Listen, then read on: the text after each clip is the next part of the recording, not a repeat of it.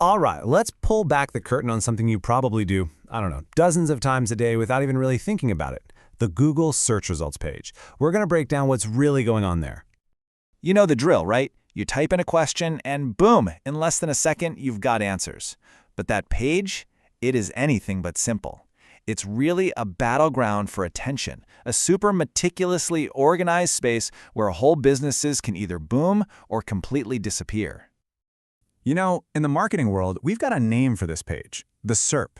It stands for Search Engine Results Page, and I want you to think of it like the most valuable real estate on the entire internet. Seriously, every company is fighting for a spot, and today, we're basically giving you the treasure map.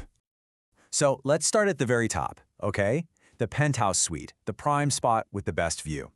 This is where you're going to find the paid ads. Think of them like digital billboards, designed to catch your eye right away. And Google pretty much uses two main types of these billboards. You've got your straightforward text ads, they look a whole lot like regular search results, and then you have the much more visual shopping ads, the ones that show you the product, the picture, the price, all right there. And you know what? It's actually super simple to tell them apart once you know the secret. Text ads will always have that little ad icon next to them. And the rows of products in the shopping ads, they'll have the word sponsored right above them. It's Google's way of being upfront, telling you, hey, these folks paid to be here. So how do businesses even get these premium spots? Well, it's all managed through a platform called Google AdWords. That's the command center where companies bid against each other to place their ads. But that's just one piece of the puzzle. Okay, moving on down from those big billboards, we find the local storefronts. This is where Google gets really smart and tries to connect you with businesses right there in your neighborhood, especially if you search for something like coffee shop near me. And Google shows you this local info in two main ways. There's something called the local pack and another feature called the knowledge graph. For any brick-and-mortar business, these are just incredibly powerful.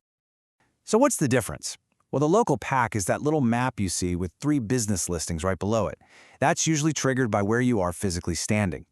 The knowledge graph, on the other hand, is that big, detailed info box that pops up on the side of the page, usually when you search for a specific company by name. It's got everything: hours, phone number, photos, the works.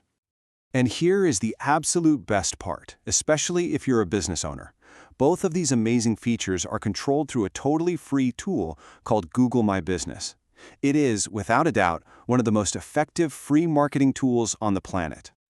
All right, we've hit the paid ads at the top, we've covered the local storefronts. Now we get to the foundation of the whole page, the main structure that everyone wants to own a piece of, the organic results. See, these are the listings that didn't pay to be there. Nope, they earned their spot. Google's super complex algorithm ranks them based on how relevant and how authoritative they are for what you searched for. And the whole process of getting your website to rank here, that's called SEO, or search engine optimization. So you might be thinking, okay, with all those ads and maps hogging the top of the page, do people even bother scrolling down to the organic results? I mean, where does most of the attention actually go? Over 90%. Just let that sink in for a second. Over 90%.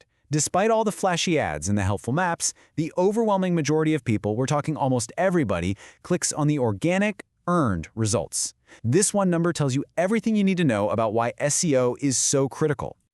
Yeah, the source material puts it perfectly. Users click organic results over paid ads more than 9 times out of 10. This isn't just a slight preference, it's a total landslide. It really speaks to the trust we all have that Google's algorithm will find the best answer, not just the one with the biggest marketing budget. And that right there, that's the whole ballgame. A smart, consistent SEO strategy, it isn't just a nice little thing to have for your business, it's absolutely essential for your long-term survival and success online, period. Okay, so we've taken the grand tour of the entire property, from the penthouse ads down to the local storefronts and all the way to the bedrock foundation of organic results. Now let's put it all together in one simple blueprint. Think of this as your cheat sheet. You've got paid ads, which you manage with AdWords to get immediate visibility. You've got local results, managed with that free Google My Business tool, perfect for targeting people in your area. And then you've got organic results, built through SEO, that deliver that massive trust and the huge majority of clicks. Each one has a tool, and each one has a specific strategic advantage. So there it is. You officially have the map. You understand the different zones. You know the rules of the game, and you know the tools you need to play. The only real question left is, on this incredibly valuable piece of digital real estate, Where are you going to build?